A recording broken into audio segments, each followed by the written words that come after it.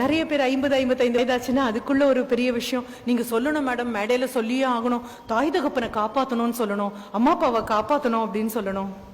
ஆசையா தான் இருக்கு, சொல்லணும்னு ஆசையா தான் இருக்கு. ஆனா நாம எத்தனை காப்பாத்திட்டோம், நம்மளை காப்பாத்த ஒருத்தரை கூப்பிடுறது அப்படின்னு எனக்கு நிஜமா தெரியும்.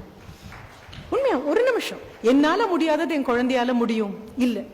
ஆனா புத்திசாலிகளாக தாய் தகப்பன் இருக்கலாம். எல்லாவற்றையும் குழந்தைகளுக்கு நேர்ந்து விட வேண்டிய தேவையில்லை.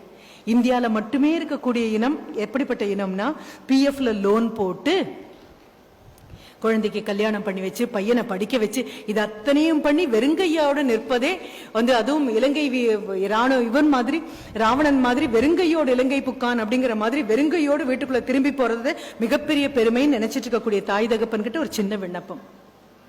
பல்லாங்குழி மாதிரி வாழ்க்கை.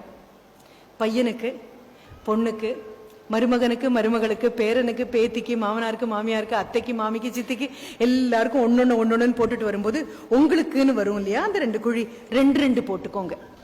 இது 2 போட்டுக்கோங்க போது என்கிட்ட ரொம்ப கோபமா ஒருத்தர் கேட்டாரு, அது என்ன மேடம் சுயநலம்? நான் சொன்னேன், ஐயோ சுயநலம் இல்ல சார், சுயநலம் மாதிரி ஜாடையில இருக்கக்கூடிய புத்திசாலித்தனம். ரெண்டும் பாக்குறதுக்கு ஒரே மாதிரி தான் இருக்கும். புத்திசாலித்தனம் எதிர்காலத்தை எட்டி பார்க்கும், சுயநலம் நிகழ்காலத்தினோட நிழல்லையே நின்றுட்டு இருக்கும், அவ்வளவுதான். என்ன புத்திசாலித்தனம் அப்படின்னா, எதற்கு 2? என்னுடைய மகனோ மகளோ அவர்களுக்கு கொடுத்த அந்த விஷயத்தை தீர்த்துட்டு திருப்பி எங்கிட்ட வரும்பொழுது, ஒரு பிறந்த நாள் அன்னைக்கு என் காலில் விழுந்து விழும்பொழுது கூட ஆசீர்வாதம் பண்ணி இந்தா வச்சுக்கன்னு சொல்றதுக்கு அவங்களுக்காக ஒண்ணு, இன்னொன்னு எந்த காலத்திலும் அவங்க வீட்டு வாசக்கதவை நான் போய் தட்டிடக்கூடாதுங்கிறதுக்காக.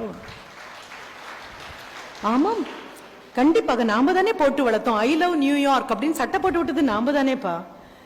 ஐ லவ் சிட்னி அப்படின்னு ட்ரெஸ் போட்டு விட்டது நாம தானே. இங்கிருந்து என் குழந்தை அங்க இருக்கிறத நினைச்சு பெருமைப்பட்டது நாம தானே. இப்ப என்ன கேட்கிறோம், திரும்பி என் குழந்தை வரணும், திரும்பி என் குழந்தை வரணும். பல நேரங்கள்ல முதியோர் இல்லங்களை பார்க்கும்போது கூட எனக்கு ஒன்றும் அவ்வளவு வருத்தம் தோணாது. ஏன் தெரியுமா, முதியோர் இல்லங்கள்ல யாருமே முதியவர்கள் இல்லை, எல்லாருக்கும் ஒரே வயசுதான். அங்க முதுகு வலிக்குதுன்னு புலம்புறத பத்தி கவலை இல்லை, முழங்கால் வலியை பத்தி சொன்னா கவலை இல்லை. நம்மளோட வயசுல சின்னவங்க முன்னால தானே நம்ம எல்லாம் பெரியவங்க. எல்லாரும் பெரியவங்களா இருக்கிறதுல எந்த பிரச்சனையும் இல்லை. பல இடங்கள்ல ரொம்ப சந்தோஷமா கூட இருக்காங்க. மகன் வரப்போறான், மகள் பார்க்க வரப்போறாங்க அப்படின்னா எப்ப வந்து உட்கார்ந்து அடுத்த நிமிஷம் மகனையும் மகளையும் பார்த்து எப்ப கிளம்புவ அப்படின்னு கேட்கிற அளவுக்கு வந்தாச்சு.